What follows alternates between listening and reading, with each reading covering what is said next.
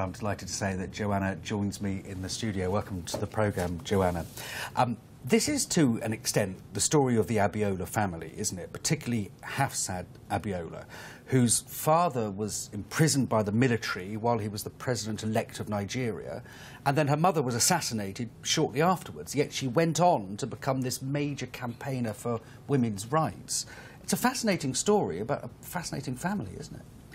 Yes, and we were able to find archival footage from the 1990s to really reconstruct that pivotal election of 1993 in a way that hadn't ever been seen before.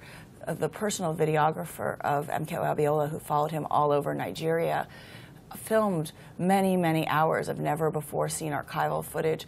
So we were able to see how MKO Abiola won areas of the north as well as the south, and how he and his wife, Kudirat Abiola, performed on the campaign trail. So why did you choose this particular subject?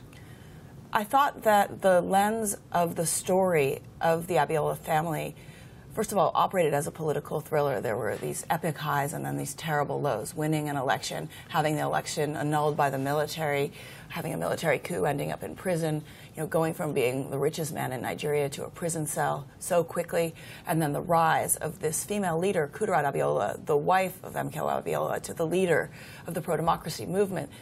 These two characters really offered a window into the links between the pro-democracy movement in Nigeria and the women's empowerment movement. And then, of course, she was assassinated, wasn't she? And then it was the daughter that sort of took up the mantle of her parents, promoting women's rights in Nigeria and elsewhere. The daughters of MKO Abiola, have they been cooperative in the film?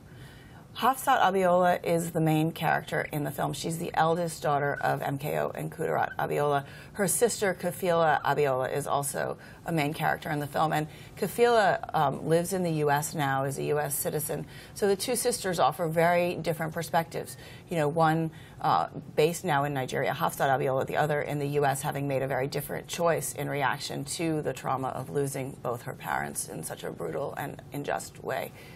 So Hafsat's grandfather had 55 children by 4 wives and something like 30 concubines.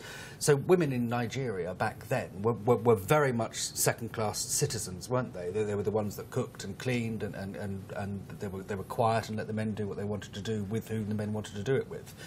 Has much changed, do you think?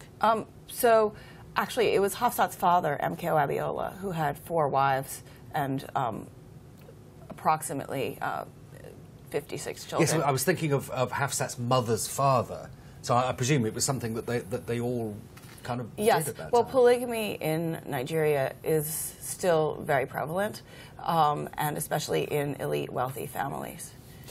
So do you think the role of women in Nigeria's political system has improved? And the reason I say that is President Jonathan has just appointed today 8 new ministers, most notably Patricia Akwashiki as information minister, a very prominent woman, now been given a top job in Nigerian politics. I think that with the kidnapping of the young girls who were struggling to get an education, I think the issue of women's rights in Nigeria is at the center of the spotlight now, and I think that is impacting how women's roles are seen. I think Nigeria has a tremendous amount of talented, qualified women who would be excellent leaders in political roles. I think the question now is there are quotas and mandatory minimums. Most of those are filled by appointed positions rather than elected positions. So the real challenge is getting women on the ballots for elections and getting them the support they need to really have power and a lot of resources in which to impact their country. But Africa as a continent doesn't actually at present have a bad reputation for women in politics, does it? Well, you have a country like Rwanda where there is a strong female presence at the highest levels of politics. And obviously you have Ellen Johnson Sirleaf in Liberia. So things are starting to change.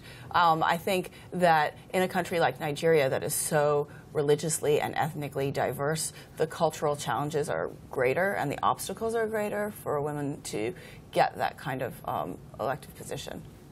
Joanna Lipper, thank you very much indeed for joining me. Thank you.